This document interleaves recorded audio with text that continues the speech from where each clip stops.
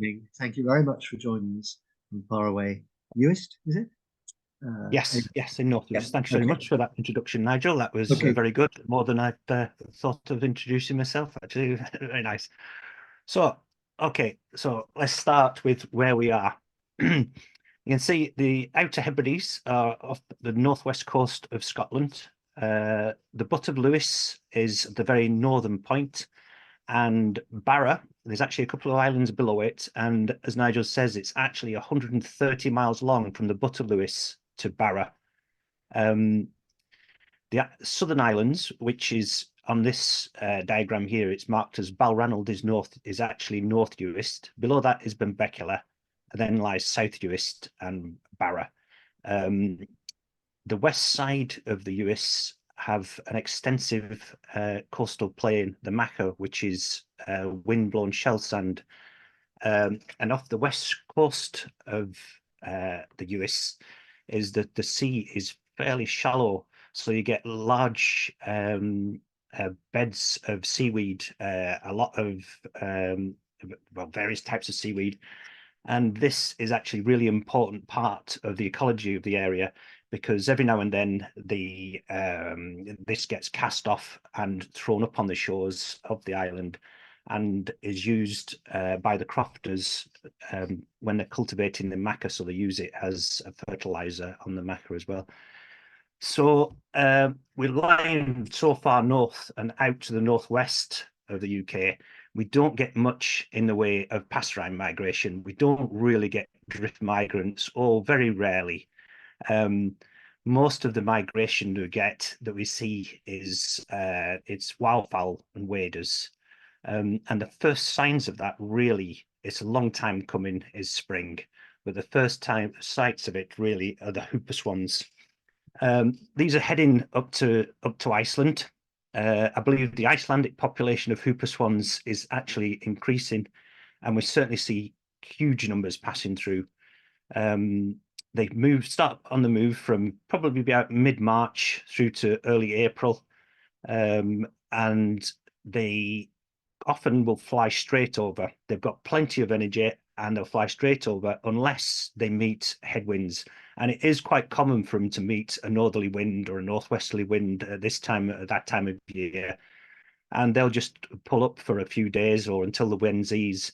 And you can get hundreds and hundreds of them, especially along the west side of the islands where the shallow locks and the maca may be flooded. And it's really good feeding.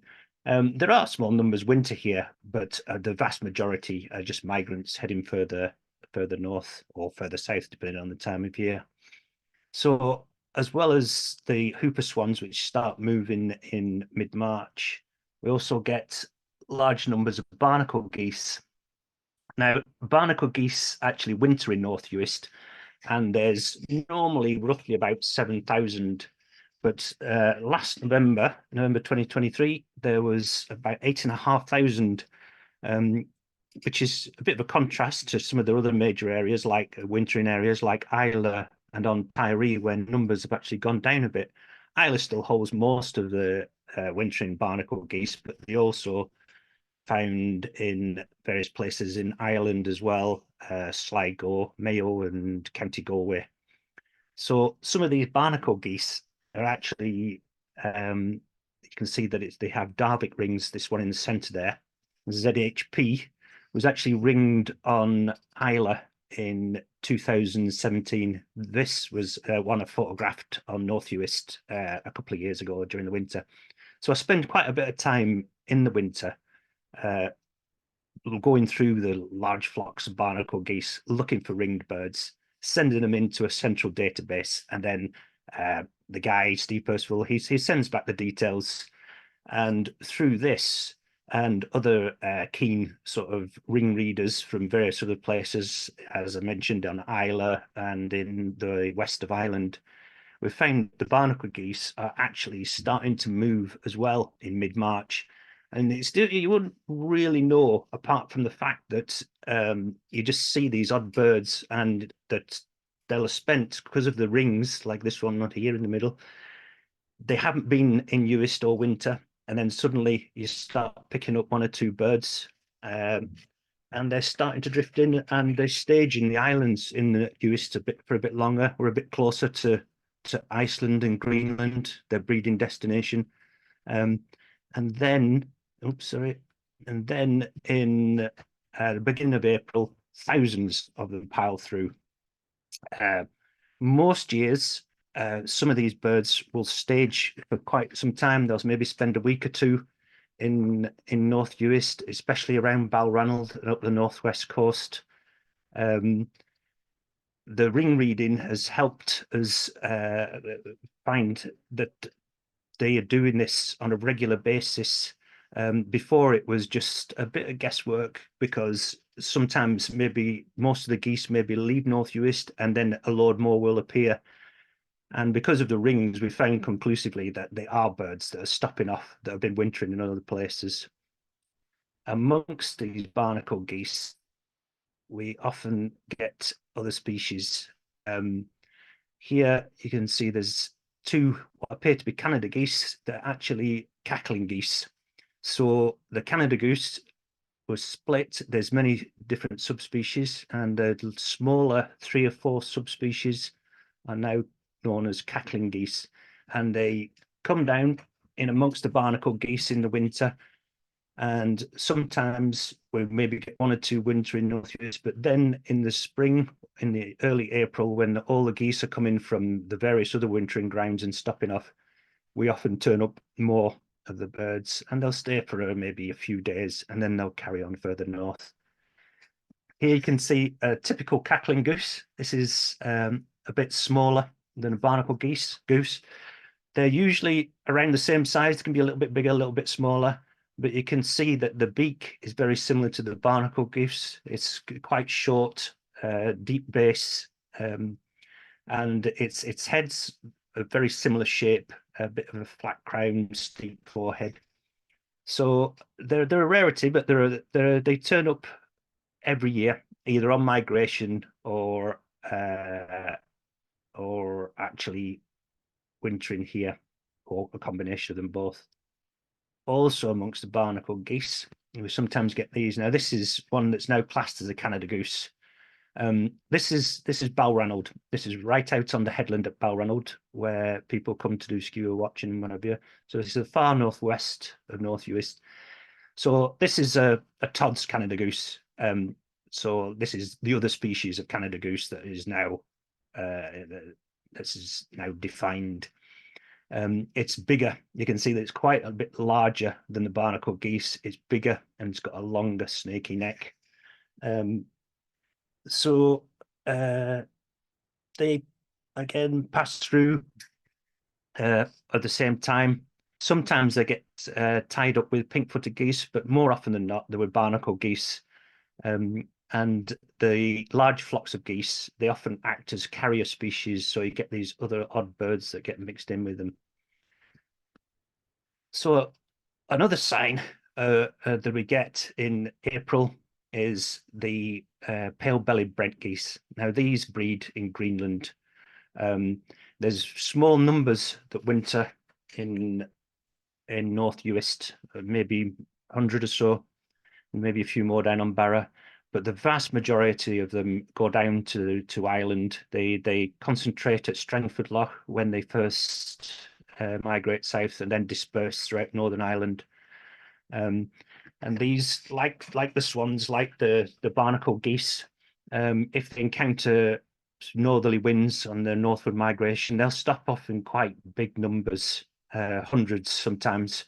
These are usually they're on the coast, but these are on Machair. You can see that it looks, well, desperate really at this time of year. This is probably mid-April, and the grass, well, there is no grass really. They're obviously finding something to feed there, but it's so brown.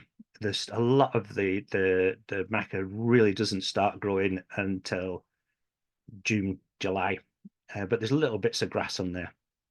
Amongst the brent geese, very, very rarely we get black brant.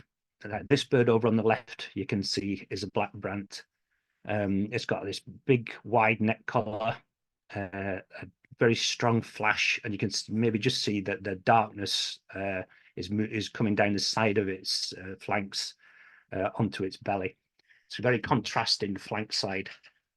It's unusual to see black brants in amongst pale-bellied brents, and it's actually very rare in Scotland. Most black brants have been recorded in the south and east of the UK because they come down with dark-bellied brent geese, which are coming from Russia, while these guys are heading up to Greenland. So presumably this black brant has come from maybe Baffin Island, got tied up on with birds coming down from Greenland and moved down south with them. The same winter, this was photographed again at Balranald. It's a brilliant place to visit, especially in the spring. This was photographed in mid-April on the coast at Balranald in 2012. That winter, the previous winter, 2011, 2012, 3 black brants were wintering with pale-bellied brent geese in Ireland. Again, it's a rarity there. And 2 were actually picked up in the Outer Hebrides that year, and they were just the 2nd and 3rd record for Scotland.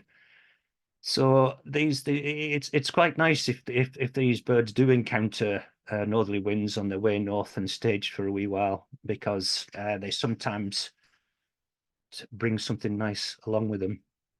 So let's moving on.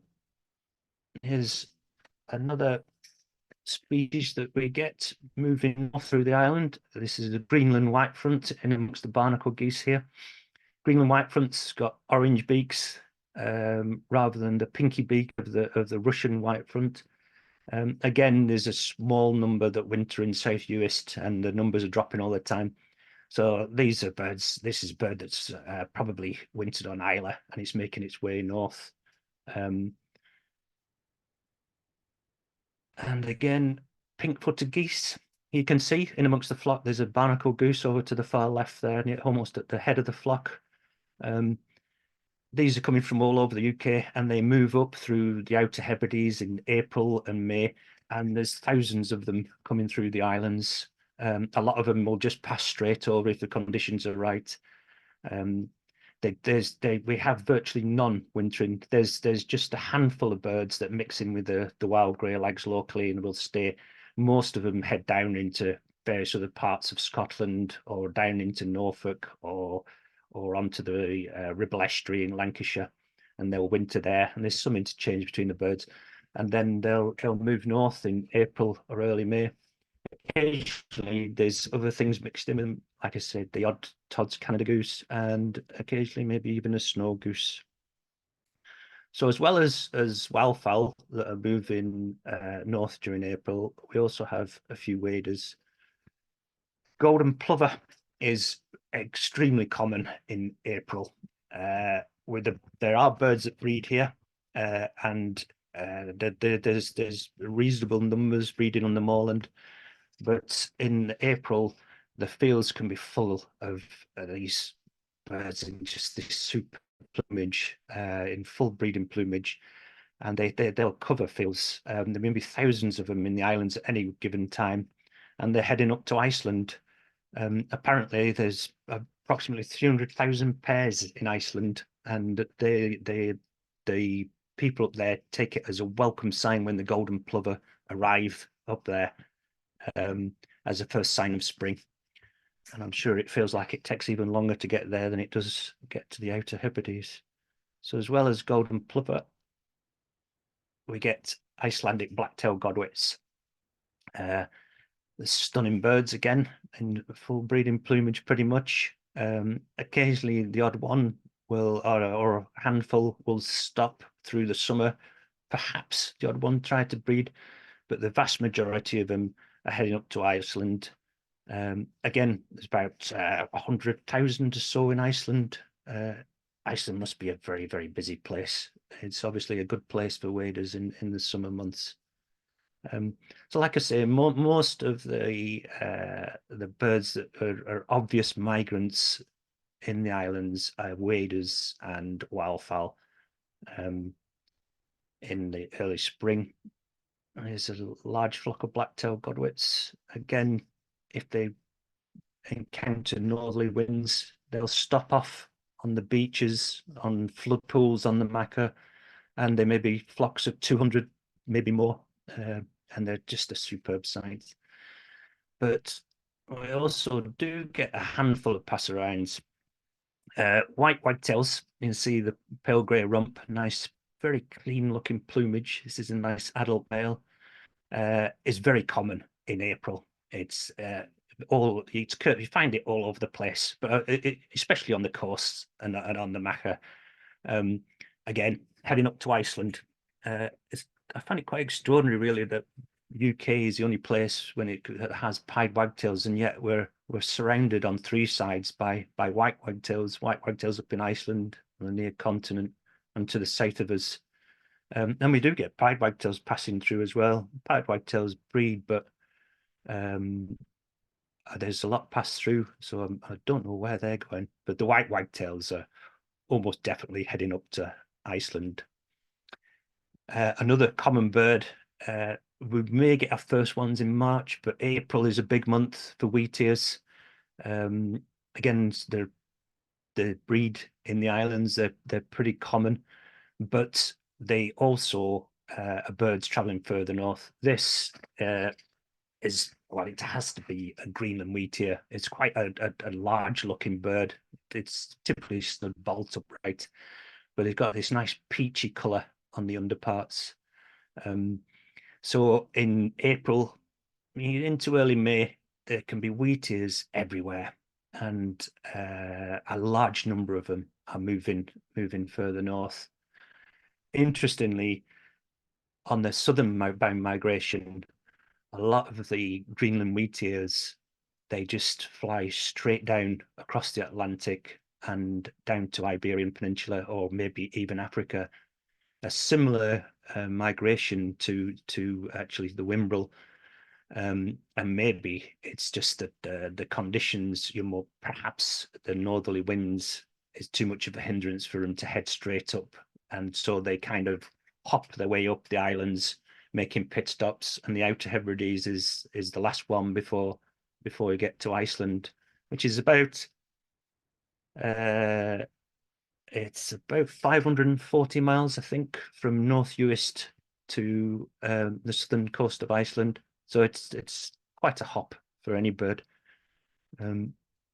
Another very common Icelandic bird that we get in huge numbers in spring, the Icelandic redwing.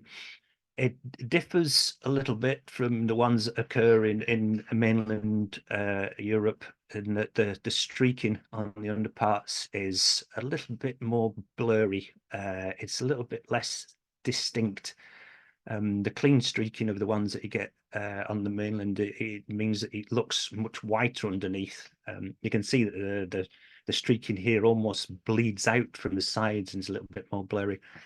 So they turn up in big numbers in early April, and they are often in subsong as well. So you can just hear them all twittering from anybody that's got any willows in the gardens, or anywhere that's got a little bit of cover. There'll be redwings hiding in it in the spring, and some of these will have come up from northwest Iberia and Ireland. Small numbers stay here through the winter, but it's largely a migrant. This is a scarce bird for us, not so much for you. Missel thrush. We hardly see them. I don't see them every year, but it's a typical bird that occasionally, after an easterly breeze, an easterly wind in March, April, we'll get these turning up. In very small numbers, but they don't breed here. It's surprising how uncommon they actually are when they're just across the waters on Skye. Where they're coming from and where they're going is a complete mystery. Another rarity for us, a great tit. I know you're probably sick of these things. This one turned up in my garden in April, and it's a typical April bird for us. All the tit species are rare in Uist, but great tit is the commonest. And April is a time when they seem to be on the move. This one is obviously ringed. Unfortunately, the photograph wasn't quite clear enough to read the ring, so I don't know where it had been. But they have settled into a woodland in Stornoway, which is 100 miles to the north of us in Lewis. And there's an established deciduous woodland there, so great tits and exotics like blue tits and coal tits breed in there. While with us, they're a real rarity.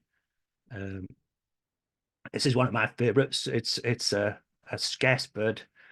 This is a female Lapland bunting. So they turn up almost every year in early April, typically on the Machair. This one's on the edge of a trough that someone's been feeding the sheep in. Usually early April, but sometimes they might linger, and sometimes we get superb breeding plumage males. This is almost, you can see, in full breeding plumage. Just a couple of white flecks around its eye there and behind its eye, but an absolutely stunning bird. These again are almost certainly Greenland birds. Typically in the autumn, they show up after northwesterlies, and in the spring they're on this side of the country, so they're almost certainly heading up to Greenland. I liked it so much I stuck another photograph of it in here. You can see the nice chestnut on the back of its nape. Occasionally they'll linger until late April, early May, and they'll actually sometimes sing. So once we're through April, or in late April, early May, the corncrakes start arriving, and this is one of the main attractions to birders and people interested in wildlife. There are about 390 calling males in the islands, and there's about 300 of them in Uist and Benbecula and Barra. They arrive, like I say, mid-April to early May, but May is really the main time when they arrive, and they typically head for any long vegetation. Irises, yellow flag iris and nettles is normally where you find them.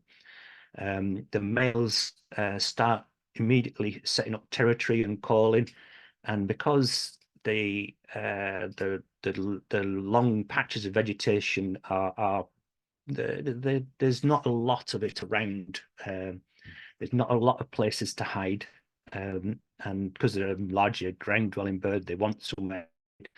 So there's quite a bit of competition for these nettle and iris beds, and so corncrakes will fight, and they're calling away, and sometimes they'll come out in the open and fight. Here you can see, typically not hiding away as we might think they would be, and it's creeping between a couple of patches of nettles here. They often, even when they cross roads, they'll keep very, very low to the ground and skulk their way across the ground. They hardly look that they can fly more than a few meters, and you rarely see them fly. But extraordinarily, they make their way all the way down to Mozambique in the winter. You can see it's in a lovely bit of habitat, a crofter's garden with abandoned vehicles and all sorts of detritus lying about, but showing very well. As is this bird. This isn't difficult. Normally they call from the iris beds or in. This one's decided totally against that idea and has perched on top of the wall here and is just right out in the open, and hopefully that everything's still going okay. Yeah, so not many birds do this. Occasionally they do. Occasionally you get these very showy birds, and they're just a delight. Once it gets beyond spring, you get into June and July, and the grass starts growing. They're hellish difficult to see normally. All you can hear is the typical cracks call, and you can wait for hours and hours and never see them. But occasionally you do get these birds. This one is actually taken later in the summer. As you can see, this is hogweed that's grown up. So this is July. But this one is, again, has decided to make its way off the ground, find a large rock, and stand right out in the open and actually call.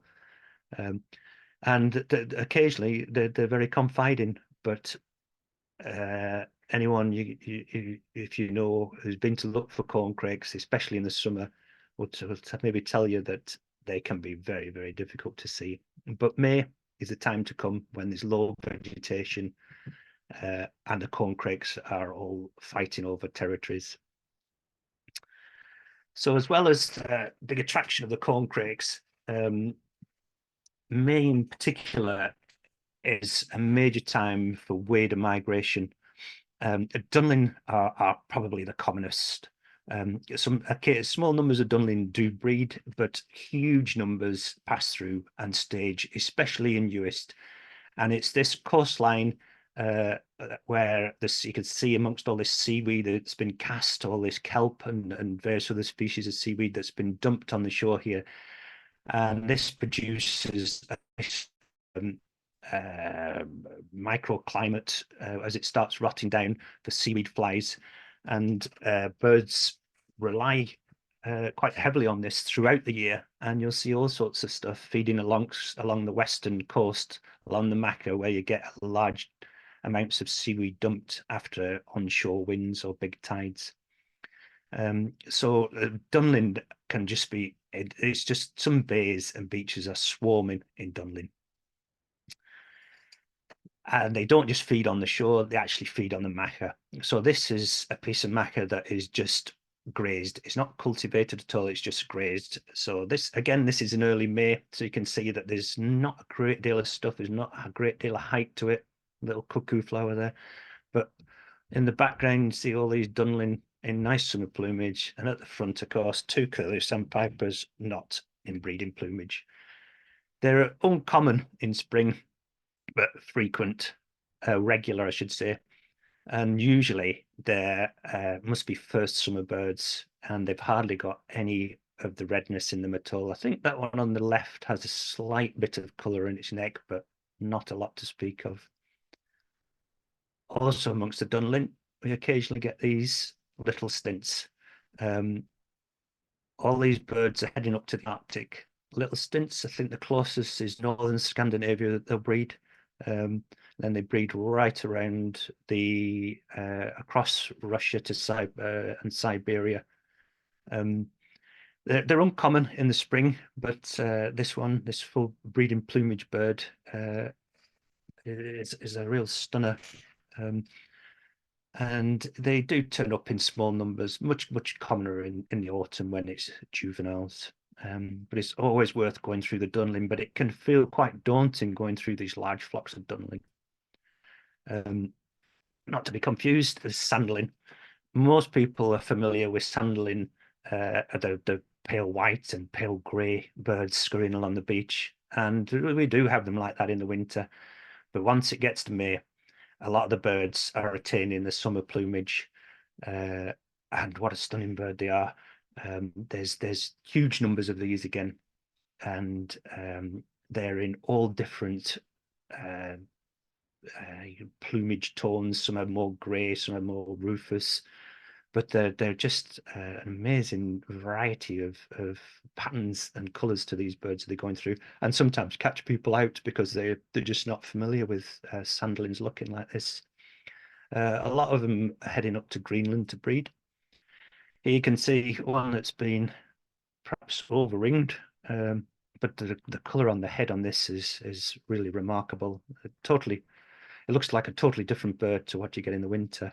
Apart from structurally, it's the same, but the plumage is very different. I presume this is a male because of the quite bright colour in its head. They do winter in the islands, and they'd winter all the way down the coast of Britain and sandy beaches, but some of them go as far as Namibia. And we have picked up birds from the colouring birds moving north, staging in the islands, that have come up from Namibia and are heading to Greenland to breed. Ring plover, another abundant migrant through the island. It breeds in reasonable numbers, but huge numbers pass through. I think this is actually probably a breeding bird with the habitat that it's on, but it's in the spring.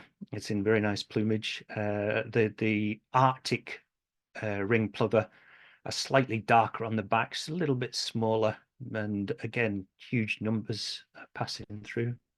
Again, turnstones, a very striking looking bird once it gets into its summer plumage.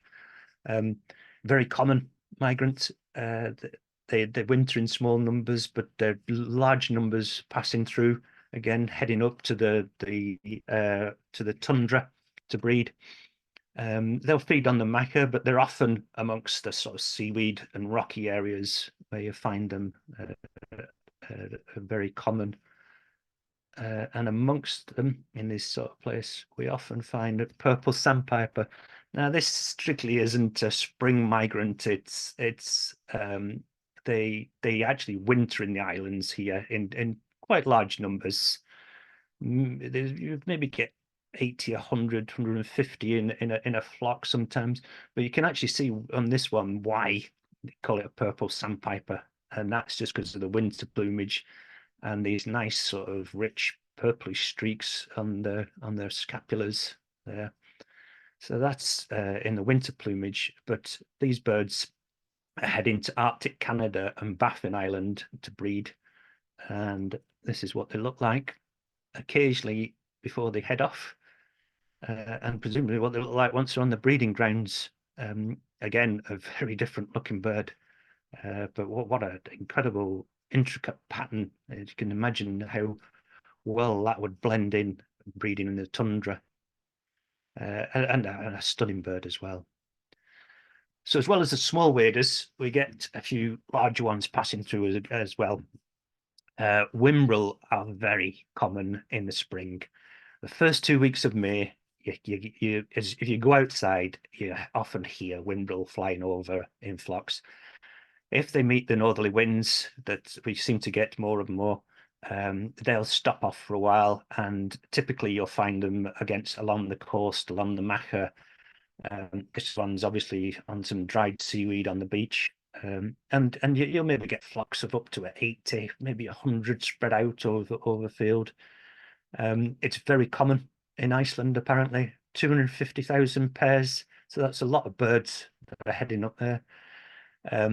They typically move up through Britain quite quickly, or in a number of a couple of weeks. They'll pass through and they'll be off to Iceland by late May, middle of May. In fact, most of these have gone. The odd pair used to breed, but I think it's stopped breeding in Uist now in the Outer Hebrides. And in autumn, it's actually unusual to see them. You only see the odd one or two. It's a big contrast to the spring migration, where they're making their way north, picking their way up the islands and up the west side of Britain, from their wintering grounds in northern Africa, and heading up to Iceland. When they're heading south, they quite often just fly straight down the Atlantic, straight down to Africa. Presumably, it's just that the winds are in a more favourable direction, and so we'd hardly see them in the autumn. A smaller and somewhat even more attractive bird, the dotterel, do occur every spring, so far anyway, touchwood. This is a male. They're polyandrous, like the phalaropes. The females mate with the males, and then quite often move off and find another male somewhere else. They usually, if they turn up after easterlies in late April and early May, and almost always, when they're seen, are on the Machair. Again, this is an uncultivated bit of Machair. It's just well, it's a fallow bit of Machair. You can see that the vegetation for early May is still very short, just all these daisies. There's a nice female in the background there. There's a female again. This is a You can see the just sandy ground. You can see at the underneath this dotterel that it's just sand with grass growing through and various herbs. Apparently, one female that was recorded breeding in Scotland later went on to Norway to actually find another mate. So, like I say, this is a bit of fallow Machair. And this is, well, it's a nice bird. I had to put another one in. Another female, but this is on a bit of Machair that's been cultivated. So this is, again, it's in May, but you can see that looks like there's nothing growing there at all. So it's a bit that's been ploughed. The crofters grow grain for their cattle, and they do it on a rotation so that parts of it will be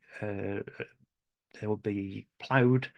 They'll put seaweed on, they'll rot the seaweed in, plough it in, and then plant a special type of grain that will actually grow into bare barley or rye, small oats. By July, late July, early August, they'll be harvesting it. But as you can see, this is a bird that's taken in May, and there's no sign of any crop there. But it's this mosaic of habitats along the Machair where you've got fallow and cultivated areas that make it excellent for insects and make it brilliant for passage and nesting waders. This, as you see, is an example of what it looks like from above. This is actually Balranald in the photograph. Off to the left of the photo, that's where it's been cut off. That's actually the headland of Balranald. But you can all the white areas are just where the sand has been ploughed, and then you've got these fallow areas in between. So they'll grow crops for a couple of years in the bits that you can see there now that have been ploughed, and then they'll move to the fallow bits after 2 years. So they do this on a rotation. But this is typical habitat in Uist. You see these collection of lochs that are set slightly back from the coast.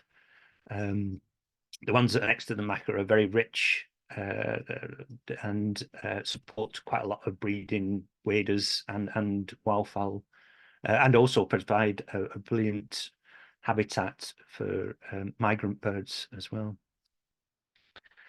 So another one that we are getting on a regular basis in small numbers is ruff. During the last decade, they've turned up every spring, and in a couple of sites in Uist, they will lek. Numbers are variable, but they're always small. Sometimes you get 3 or 4 males and the odd female in the same area. It's amazing when you get up close and you can see that this one's got all the sort of knobbly bits on the bare skin on its head, which must be a reaction to the hormones, because they lose this and the ruff, these long feathers around the neck, quite quickly. But during the breeding season, which is May, early June, the hormones really seem to get the better of them, and if there aren't any other ruff around, they'll occasionally start displaying to anything else at all. There was a male in Benbeckler a few years ago that there was no females around, so he took a fancy to a handful of black-tailed godwits that were lingering there, and he persisted in displaying to them and chasing them around until the godwits, after a couple of days, left. They just couldn't stand the attention anymore. But that incredible striking bird. They probably do breed in very small numbers. They're very secretive during the breeding season, but occasionally you'll see a female lurking around a loch edge that's on the edge of the Machair in July, when they shouldn't really be there. So there's a good chance that they do breed occasionally in small numbers. And last but not least, amongst the regular waders is the phalarope. Like I say, the females are brighter than the males, like in the dotterel. You can just see a male chasing after the female here in the background off to the right. There's a small number of pairs that nest in Lewis and in Benbeckler, and occasionally in other places. We also get migrant birds that are heading up to Iceland occasionally that will stop off on the various patches of water. But they do breed. The females will knock about until about late June, maybe early July, and then they'll clear off. Sometimes they maybe leave earlier and they'll go off and try and find another mate somewhere else. They'll probably have to travel quite some distance in Britain if they were trying to find another mate, because there aren't many, and it's a very, very rare nesting bird. They can be very approachable. You don't normally get too close to them in the islands unless they go to the coast to feed, as this one has. This one's actually in the lovely named Stinky Bay in Benbecula, and showing extremely well. As you can see, they're quite unafraid of people. So the other thing that is particularly attractive about Uist and the Outer Hebrides in spring is a seabird passage, and we get quite a good passage of skuas. Great skuas breed, but we also get well, we did get big numbers migrating past, but from after bird flu, there's far fewer. Great skuas or banksies will sometimes linger as they're moving north as well, and they'll predate other birds. Geese, brent geese, I've seen them take out even grey herons. They're quite brutal, really. But it's surprising to know such a what would seem like a bully bird has actually suffered so badly from bird flu, and its numbers have really been decimated by it. Hopefully they'll recover, but it might take them some time. Another common migrant and breeding species in small number, the Arctic skua, are typically seen at off the west coast in particular. There's a few pairs that breed on the moors, and what presumably are the breeding birds will actually sometimes take up residence along the coast in the migration season and hunt the passage waders. So in May, when there's large numbers of them all gathering along the bays and various beaches, Arctic skuas will turn up on raids every now and then, usually in pairs. They work the flocks in pairs, and they'll kill and eat waders. The rest of the year, they're just tend to be chasing after terns and whatever. But large numbers also are migrating past in May. And one of the big attractions to Uist, and especially North Uist, and in particular Balranald, is the passage of skuas that we get if the weather conditions are right. So between April and late May, we get Pomarine skuas moving past. Typically, to get big numbers, you need quite strong west, northwest, or even southwest winds and showers. And that will push these birds close inshore. They're heading up to Arctic. They winter off the west coast of Africa and breed in Arctic Russia. The Pomarine skuas, they feed almost exclusively on lemmings during the breeding season. So if they roam around the Russian Arctic looking for areas with large numbers of lemmings, and if they don't find them, they sometimes don't breed. But typically they're flying quite close to the sea, and they have a very deep wing beat. They're quite heavy in the chest. They have quite a deep wing beat, which makes them look as if they're moving relatively slowly, but they are actually moving at quite a pace. We once logged some birds between South Uist and North Uist and found that they were flying at 45 miles an hour, and they just looked like they were just sort of sailing along quite slowly, really. But you can see the extraordinary tail in these breeding plumage birds. Most of them are pale, but you can see there is some that are dark. The one on the left, the bottom left here, it looks a bit smaller than the others, but it's just the angle that it's at. You can see the tail. It is a Pomarine skua. You do get these dark birds as well. In some populations, I think there's about 20% that are dark, but they are much more uncommon than the pale looking birds. And they sometimes when the winds push them in, they'll come in really close. This is unfortunately slightly out of focus, but it's actually over the beach again at Balranald. They'll come right along the beach. Occasionally, if you get a big blow and rain, they'll get pushed into inland a little bit, but they tend to sort of follow the coastline all the way north, and they tend to stay quite low down as they're migrating north. Unlike these guys, the long-tailed skuas. Now, these are heading up to the Arctic as well. Some of they breed a little bit closer than some of the Pomarine skuas. Some of them breed in Scandinavia. Balranald is a premier site for long-tailed skuas in the spring. Hardly see any in the autumn, but sometimes they pass very close, and they're a striking bird. Absolutely beautiful bird. Their flight is really quite different to Pomarine skuas. This load of dots on your screen here are actually a flock of long-tailed skuas.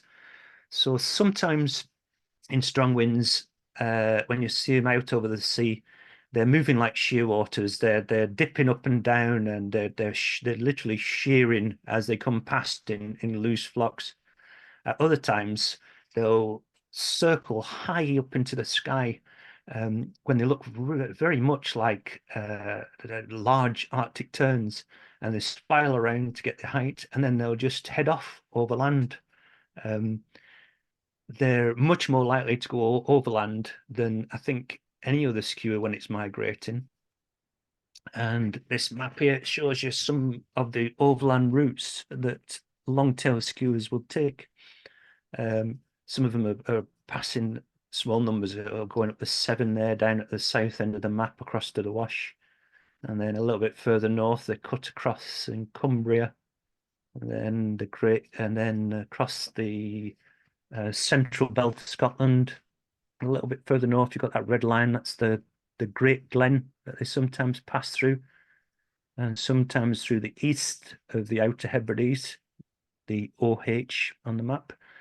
But most of them pass around the west side of the Outer Hebrides, and you really do need these onshore winds to bring in big numbers. And they can be big numbers. It varies from year to year.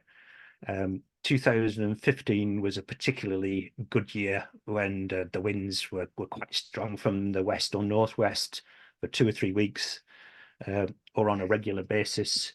And there was 3,000 Pomarine skuas and 4,600 or so long-tail skuas logged in a 3-week period as they were migrating north past Balranald. And here you see that occasionally they'll come very close, and such an elegant bird. Typically, they can see this is grey on its belly up to its lower breast and pale up above. Completely unlike really Arctic skua. And a lovely, elegant looking bird. So when you do get the conditions just right, occasionally you get other things. Very rare bird in the spring, Sabine's gull. This again was photographed in May off Balranald on a big skua day. I've only seen them once, but they are rarely encountered, along with the odd Leach's petrel. But an absolute delight when these turn up. These will be heading for Arctic Canada, so they've been pushed across the Atlantic a bit. As well as that, we get large numbers of great northern divers. this is actually the commonest diver throughout a lot of the year, especially in the spring. Very striking looking bird, really, once they get into the summer plumage. They start gathering in from about February when they go into molt, and then numbers build and build up until April, and then they just carry on north. We did some actually over summer, but they never breed. Their closest breeding ground is a handful of pairs in Iceland, but most of them are heading for Greenland or for Arctic Canada. And besides Great Northern, we get the odd one of these. So white-billed diver, or for those others who like to call it a yellow-billed loon. They were discovered in late winter and early spring off the northeast coast of Lewis, near the butt of Lewis, and up to 5 birds have been seen off there. They molt, then attain, once they attain some plumage, they head off up to Arctic Russia. We also get them passing Balranald. They're obviously wintering further south. Usually, if you see them, they're sort of early May normally. And more than a few times now, I've seen them from sea watching off North Uist, off Balranald. You'll suddenly get one of these absolutely striking looking birds just flying past. At a distance, the yellow bill blends in, and they sometimes appear not to have a bill at all until they actually get with a dark background behind them. But a beautiful bird, really striking, and one that breeds in the high Arctic and very remote places. So we've gone through the sort of more regular birds, and I'm just going to put in a few of the scarcer things that turn up because of the passage of skuas in particular, and the attraction of seeing corncrakes in May. This is the most popular time of year for bird watchers to come to the island, and because of that, it does attract in. It does mean that there's more eyes on the ground and more people around, so they're finding more birds. This is a white-winged black tern. I'm amazed at how often these turn up. It's not an annual bird, but I've seen a few now, and spring, May is particularly good. There was 3 a few years ago that hung around a loch just inland from Balranald. They hung around for a few days, but they've turned up in various other places. Amazing, really, how they do end up so far west for a bird that winters in Africa and southern Asia and breeds in Eastern Europe and across Asia. But they do turn up every now and then, and what a striking bird they are. Lovely, lovely species.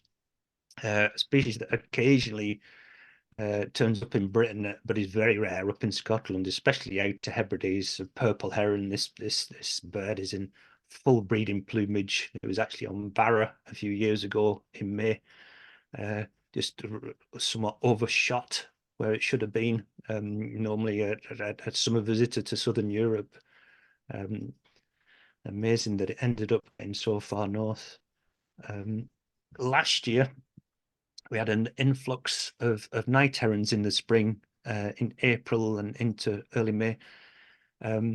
This coincided with what normally is a time when I pick up loads of migrant barnacle geese. But last April, early April, there was a strong series of southerly winds that just encouraged most of the barnacle geese to pile straight through, so they never stopped. Some did, some stayed, stopped off for a while for a short period before carrying on to Iceland and Greenland where they breed. But these same weather conditions that aided the passage of the barnacle geese faster than normal also deposited quite a few night herons in the island. This one turned up a fish farm in South Uist, but there was also a number of other birds around, including 4 together at one point on St Kilda. Amazing, really. This is not a rarity, but I really want to put this in because it took me back to my days in Bangor. This is obviously a little egret. It's fairly regular now in the islands. They turn up in spring, but this is actually an autumn bird. I photographed this in the north end of South Uist in December a couple of years ago. And it turns out that it was ringed in Penrhyn Castle in June that same year as a nestling. So I felt that connection with Bangor when I saw this bird. Another rarity that turns up amongst the hordes of waders every now and then.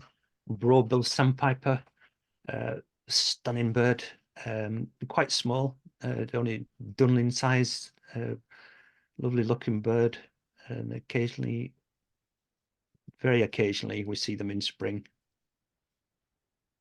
Here, this one looks fairly plain, but it's actually a semi-palmated sandpiper. This one's being photobombed by a Sanderling. Again, in the last 10 years, there's been a couple of these turn up at Balranald. Balranald is a good spot, but it's also the number of eyes that are there during the Skua passage time. So that's partly why a lot of things get picked up there. But it is a prime location in the northwest of the island. So this semi-palmated sandpiper was actually started displaying along the beach to other waders that were there at the time. This was a May bird. Should have been in America, of course. Unfortunately, the Arctic skuas took a shine to it and almost certainly caught it and ate it. So it didn't get much further than this. Always a delight to see, but very scarce. These are usually an East Coast bird, the blue throat. They've turned up in a couple of springs since I've been in the islands in the last 19 years. There is a lot of habitat. They could be regular, perhaps on easterly winds. This one was actually feeding on a beach, which is quite uncharacteristic. But if it's cold and you get those bad winds, it's the best place to be to find insect life. The seaweed, the rotting seaweed is providing all this insect life, which is what all the regular sort of waders and migrants are often feeding on. And this blue throat happened to find itself on the beach in South Uist a few years ago in May. Another southerly overshoot, red-rumped swallow. They've turned up the last couple of years in May, and they've turned up before. They're almost always a spring bird with us. If the conditions are just right, they just seem to keep on going and end up much further north than what we would expect. So this is some of the rarities that turn up, but occasionally something extraordinary turns up. Here's another southerly overshoot. It's the woodchat shrike. Again, it's almost always a spring bird. There's been a few found, normally Mediterranean species. Not sure it found a great home in Uist, but there are plenty of insects if you can only find them. Like I say, sometimes you get these extraordinary rarities turning up. This, although it looks like subalpine warbler, is actually a Maltoni's warbler. They split the group into 3 different species: the western subalpine warbler, the eastern subalpine warbler, and Maltoni's. The Maltoni's breeds in northeast Italy, Sardinia, and on Majorca. This one was at Balranald. This was late spring, early June. 9th record for Britain. It was a few years ago now. Amazingly, the first record for Britain was one that was collected on St Kilda in 1894.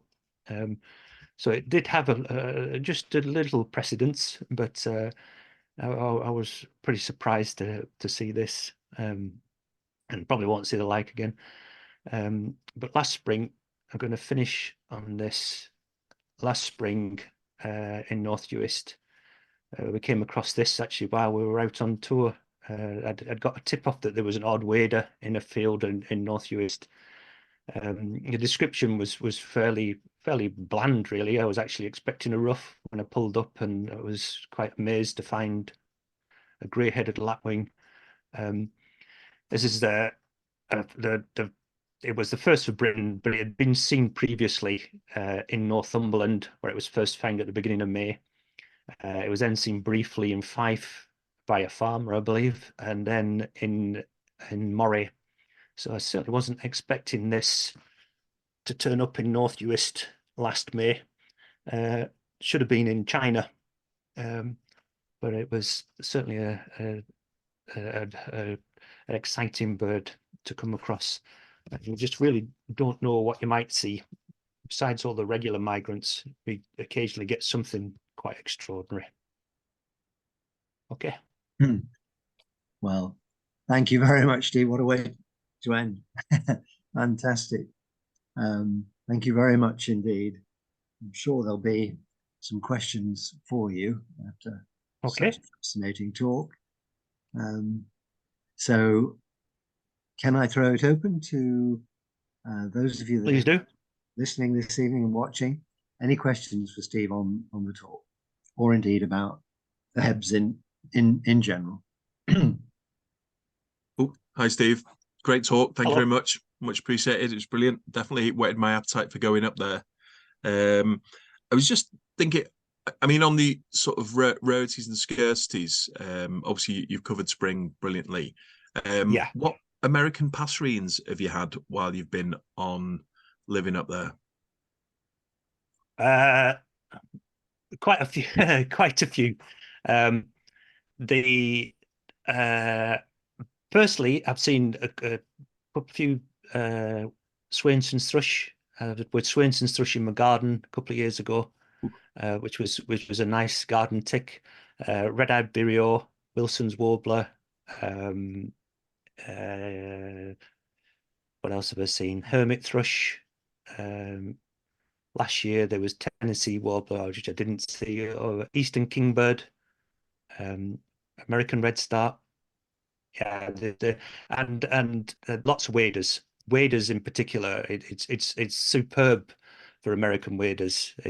We always get buff bretters, sandpiper, and American golden plover without fail. There's some years quite a few. Stump sandpiper, semi-palmated sandpipers regular in autumn.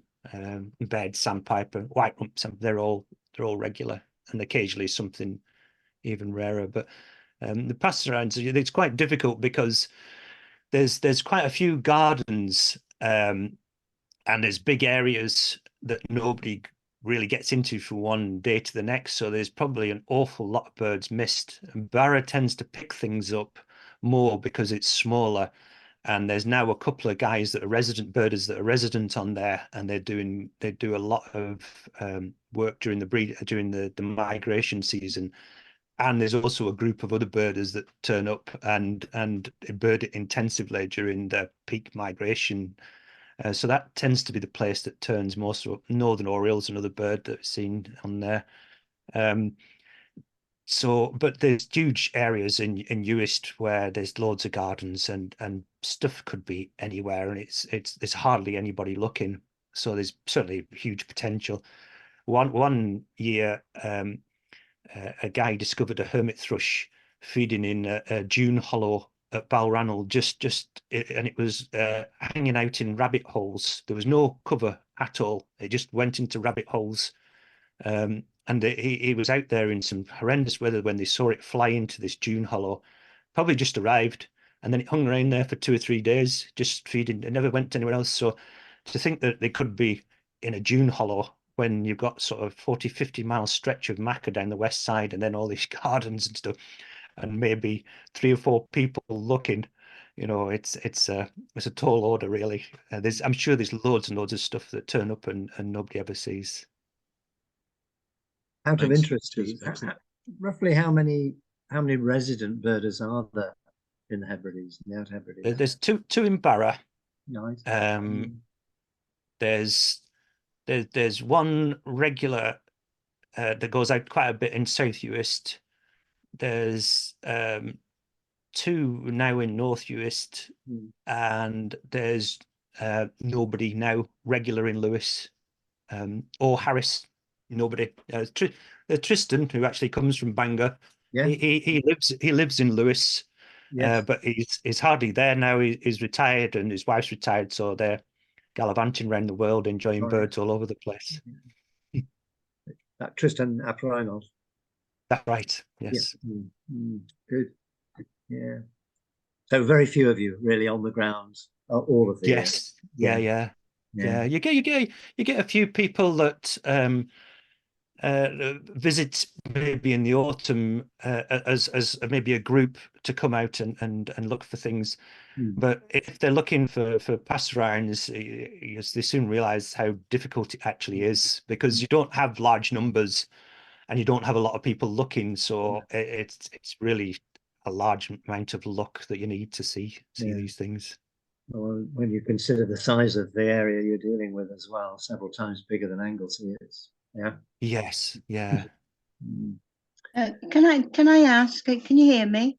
Yes, we can. Yeah. Hi, hello everyone. I ventured there on a prayer in my little Doblo, which I wild camped the whole of Outer Hebrides over glorious 18 days, best days that I think I've ever had. Unfortunately, it was in February 2018, 17 That or was brave. 18. And I got every kind of weather, but I did see the plovers and various other things. My main reason for going was obviously I was trying to follow the eagle trails. Can you tell me how you think, it's a difficult question to answer perhaps, how the climate change will affect some of the sort of migrating birds that you've talked about? Because I think that will have an effect, which is why you may be seeing more rarities stopping over and staying. It is tough, yeah, to know for sure.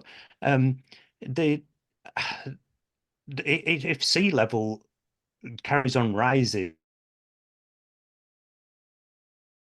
along the western seaboard, because the Machair is very low lying, and some of the ground just back from the Machair is actually lower than sea level. So if the sea carries on rising, then it will probably lose all the Machair. It will just get washed away, and some places are definitely suffering from coastal erosion more worse than other areas. An area close to where I live, Balashire, in storms in winter, they often lose large chunks of the coastline there. But I think it's something that's been going on for a long time, but it's just that it's just maybe getting more frequent and more intense, so that it's perhaps disappearing a bit faster now. And yeah, I mean,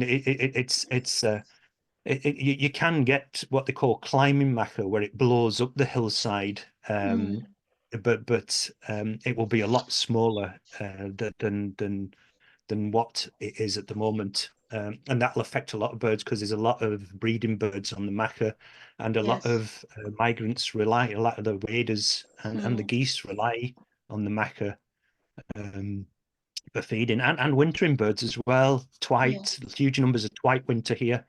Unfortunately, we've virtually lost our corn buntings now through changing agricultural practices, I think, really. But yeah, I mean, you do get the whole, the typical Scottish saying, isn't it, of 4 seasons in 1 hour, and I can vouch for that, because I lost my wing almost from the sea wash coming up from about a 10-foot wave, because I stupidly parked and camped on a campsite that obviously wasn't open, which I got permission to stay near the toilets there. And my goodness me, you get some weather there, don't you? Well, but the most beautiful place, I think. I haven't been to many, I have to say, because I've worked for 47 years full time, so I've only just started having holidays. But it's the most, it sticks in my mind as probably being one of the most magical places on earth. I went straight from Bar up, and then I went back to Bar because I loved it so much, and then went slowly up the other other places, but it was the most fabulous 18 days I think I've ever had. Yeah, it's a good recommendation. Gorgeous place. It is gorgeous, especially when you get the nice weather.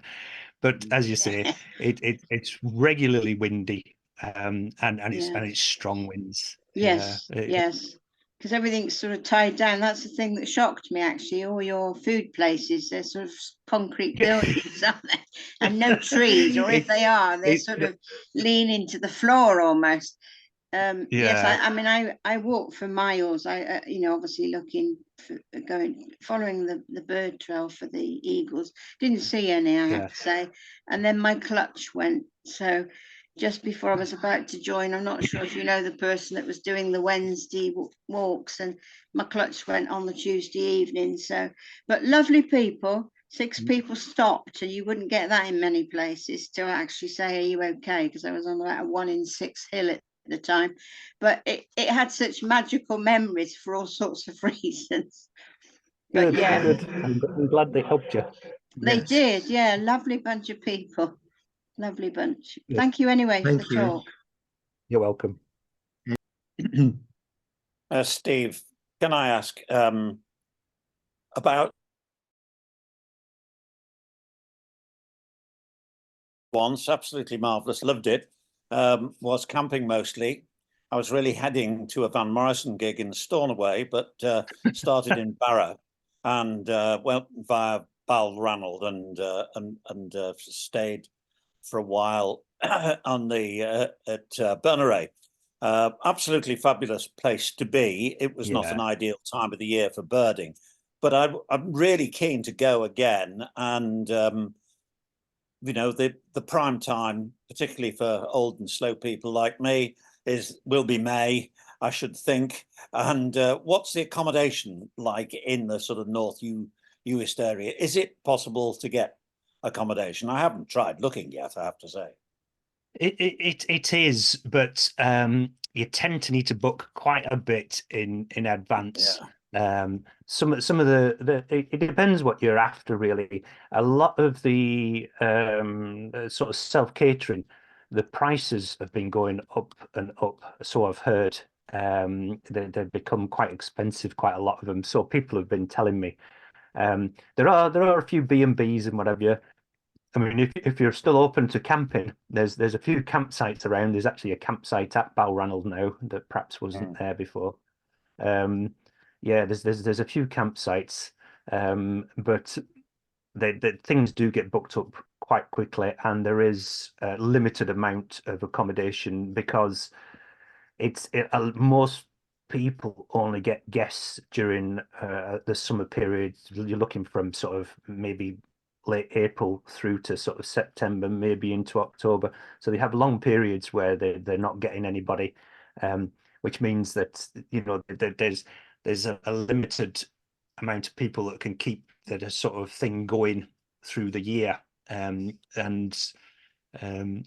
Yeah, so it depends really on what you're after. If you're still happy to rough it a bit in the camper or camping, then you would get on a campsite. But a B&B, I'd book in a good while in advance. You're talking probably eight months, maybe more. And it's the same for self-catering as well. Yeah, occasionally, you know, I mean, occasionally you find the odd place, but if you're looking for a specific spot, you want to get in there as quickly as possible. Yeah, great. Just by the by, your photographs are fantastic. Really thank you. Loved the whole series of pictures of birds we got tonight, and a great story about the place. Loved it. Saw my first and only snowy owl on North Uist. So that was pretty damn good. Yeah.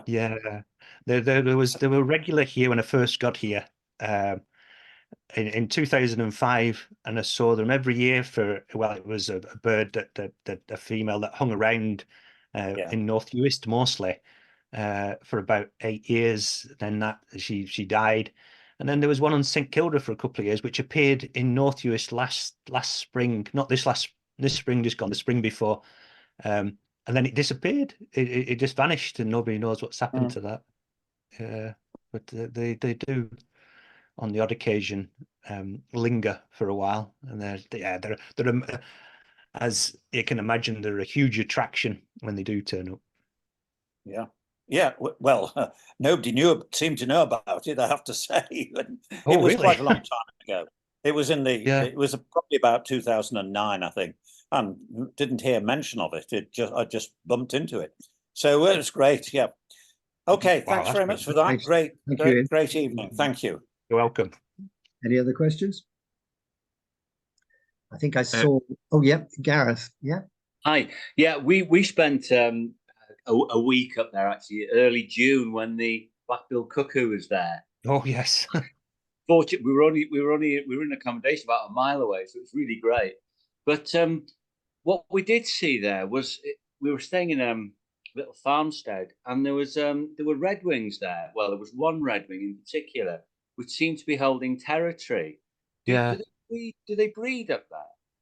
Not normally, no. And what does happen occasionally from time to time is that a bird will stay and will sometimes even build a nest. And if it's a female, they're even known to lay eggs. But it's normally just a solitary bird. Why they do this, I don't know. So it's almost like they're kind of right on the edge of the breeding range. Iceland's obviously a bit is where they should be, but you do hear these things happening every now and then.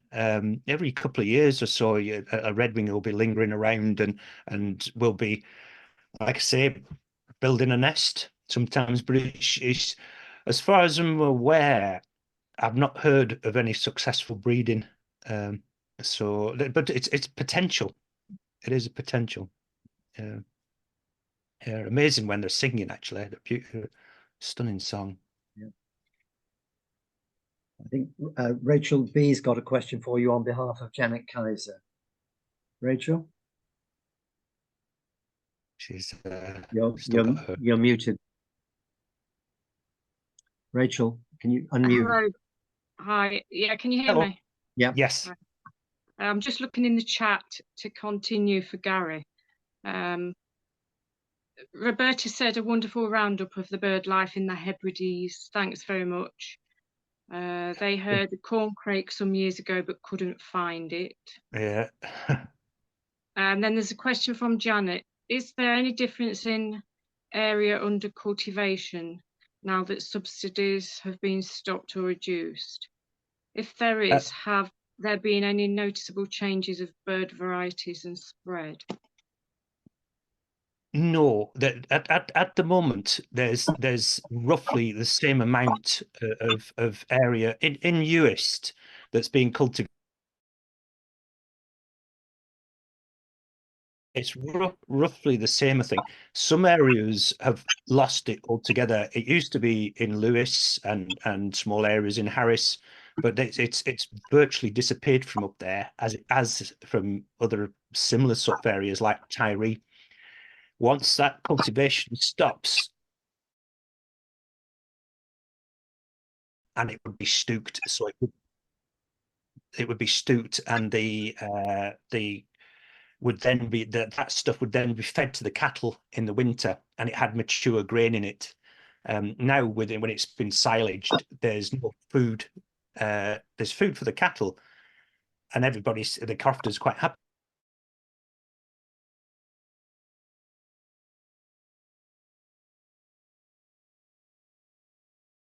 about. There's late winter, there's virtually no food, and the numbers have just dropped and dropped and dropped. So with that change in practices, from a more labor intensive to this faster and quicker way of getting the crop cut, it's meant that it has affected corn buntings.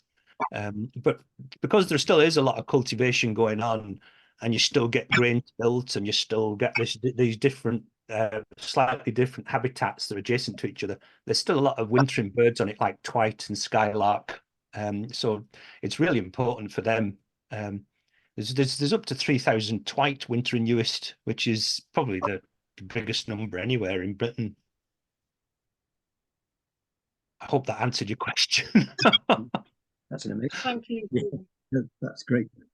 Thanks, Steve, for that comprehensive answer to Janet's question. Thank you. Any other final questions for Steve?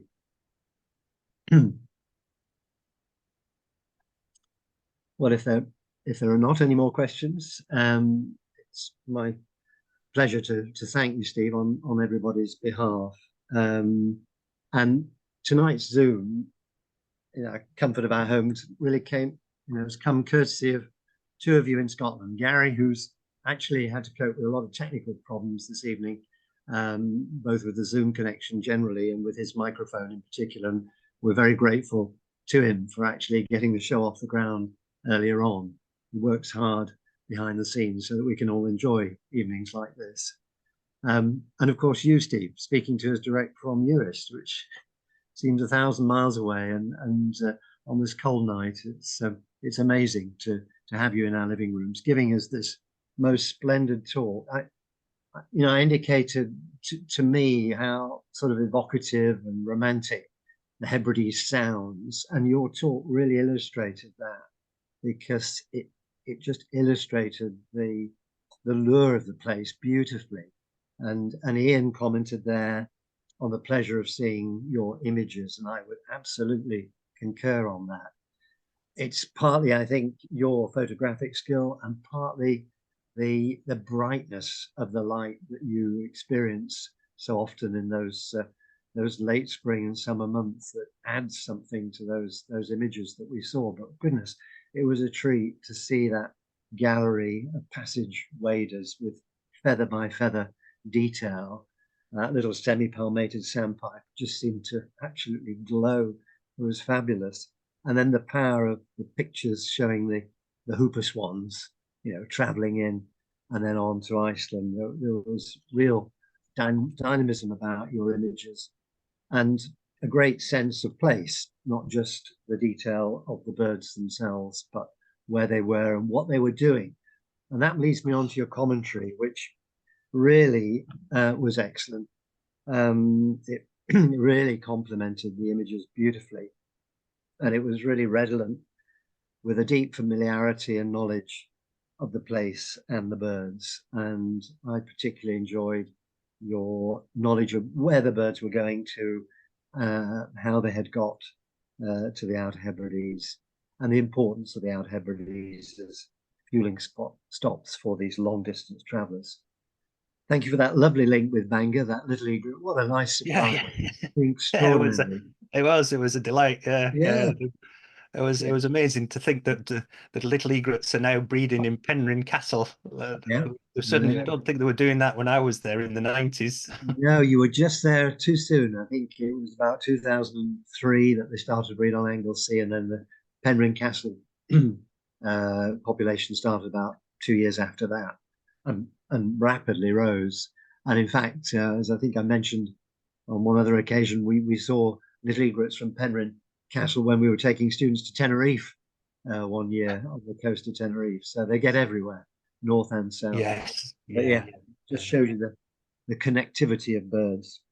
But this was a great talk and a real privilege to hear it firsthand from you, who undoubtedly are the birdman of the Hebrides, Steve, and you've achieved that through hard hours in the field, and you brought the benefits of all that to our screens this evening.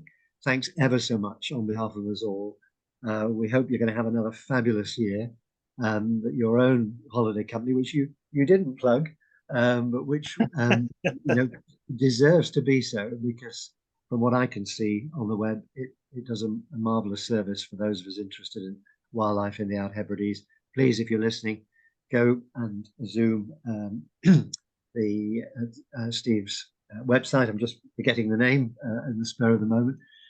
Western Isles Wildlife. There we are, Western Isles Wildlife. Thank you. And you'll get loads more information on that as well. So it just remains for me to say good night to everybody. Thank you for tuning in.